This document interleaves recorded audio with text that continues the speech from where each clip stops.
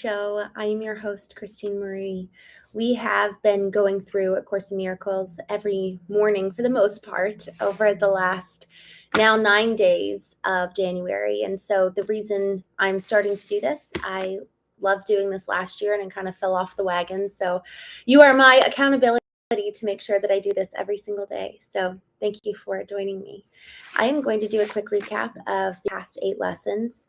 Lesson 1, nothing I see in this room means anything. Lesson 2, I have given everything I see in this room all the meaning that it has for me. Lesson, I do not understand anything I see. Lesson 4, these thoughts do not mean anything. Lesson 5, I am never upset for the reason I think.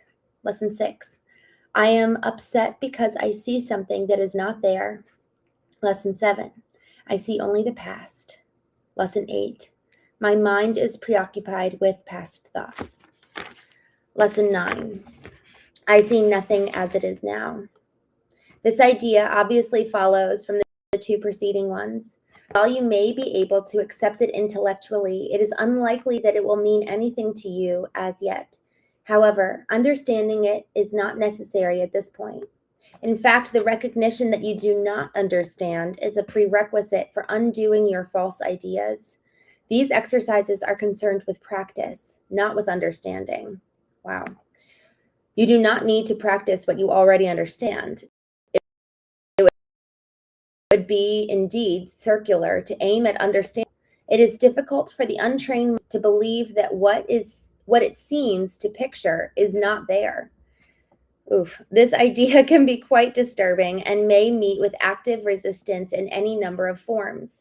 Yet that does not prelude applying it, no more than is required for these or any other exercises. Each small step will clear a little of the darkness away, and understanding will finally come to lighten every corner of the mind that has been cleared of the debris that darkens it. These exercises, for which 3 or 4 practice periods are sufficient, involve looking about you and applying the idea for the day to whatever you see, remembering the need for its indiscriminate application and the essential rule of excluding nothing. For example, I do not see this typewriter as it is now. I do not see this telephone as it is now. I do not see this arm as it is now. Begin with things that are nearest you, then extend the range outward. I do not see that coat rack as it is now. I do not see that door as it is now. I do not see that face as it is now.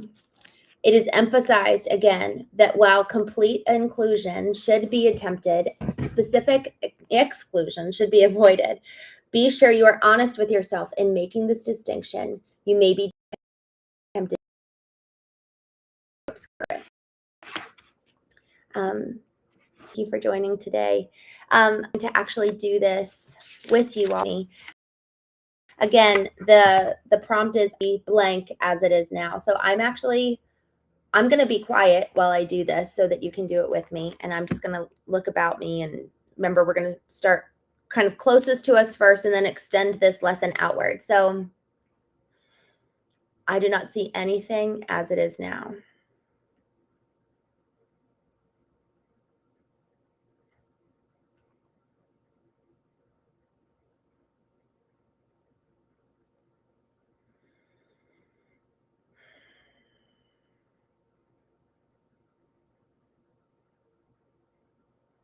Good morning, Kevin. We're doing an exercise from A Course in Miracles. Lesson 9 is I see nothing as it is now. And the reason for this, she says, the recognition that you do not understand is a prerequisite for doing false ideas. So I'm just doing this quick exercise now that she encourages us to do. We are effectively supposed to look at things very close to us and say, I do not see my Vaseline as it is now. And as I was just doing this, I do not see my book as it is now. And then I'm looking out a window. I don't see that tree as it is now. There's a humility that comes. Like I'm feeling small. I'm like, oh my gosh, there's so much that I just don't understand. And like she says, the recognition that you do not understand is a prerequisite for undoing false ideas. And y'all, I need this. I need this in every part of my life, because then it allows for curiosity. It allows for expansion of our minds. This work, what we're doing right now in A Course of Miracles every single morning, really is like taking our mind to the gym and undoing false ideas and learning how to. She even says down below, these exercises are concerned with practice, not with understanding. You do not need to practice what you already understand. And as I read that, I was just reminded of this scripture where Jesus says, I've come for the sick, not the healthy. So anyone who thinks that they've got it all together, it's like, you actually, this isn't for you, you know? And frankly, I think it's easy for all of us to feel that way, especially when we're proud of things in our life, especially when we're doing well and nothing's dying. But how do we maintain? This is what's so funny. Yesterday, I had this realization that I'm actually never going to believe what other people say about me unless I believe it for myself. So someone yesterday said, I'm so proud of you. And immediately I was like, that's not true. But it's because I'm not proud of myself. So there's this dichotomy this morning that I'm kind of wrestling with as I'm reading this, realizing how much I don't understand.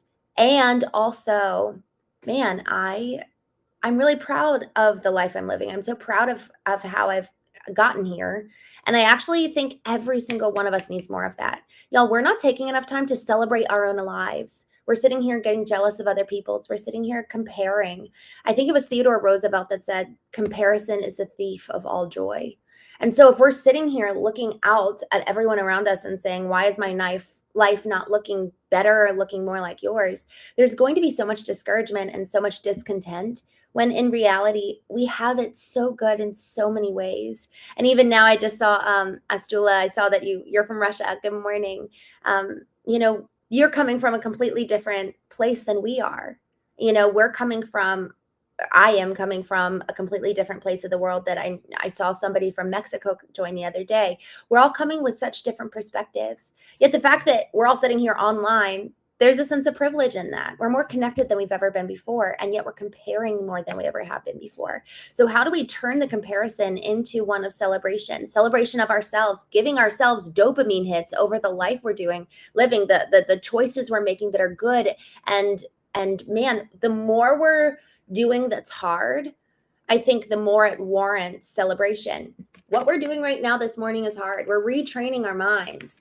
Us being able to look around and acknowledge there's so much I don't understand. That actually allows for us it allows for us to have freedom as we seek to grow and evolve, that we don't have to have it all together, that we actually get to learn something new today. I just want to take a quick moment. Kevin, I love what you said here, seeing things differently. Always try to see things in a positive light. I love that. David Larson, good morning. Adele, thank you for joining here. Kevin, I love that you said this. Always stay humble when things are going well.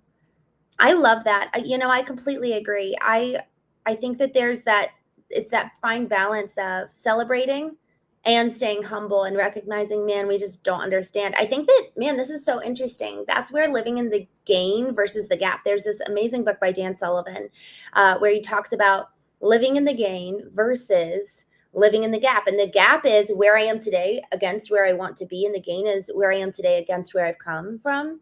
And so it's kind of like we can live in the gain and celebrate that. But then when it comes to the gap, that's when we're super humble. So I love that nuance there. Guys, thank you so much for joining me today. I'm going to be taking this practice with me. Yesterday, I set my alarm. And with every alarm, I actually closed my eyes and moved through the lesson. And it just took me into the present moment for 60 seconds, which was so nice because it's so easy to move through the day and forget how we lived and forget that we're like living a beautiful, wonderful life.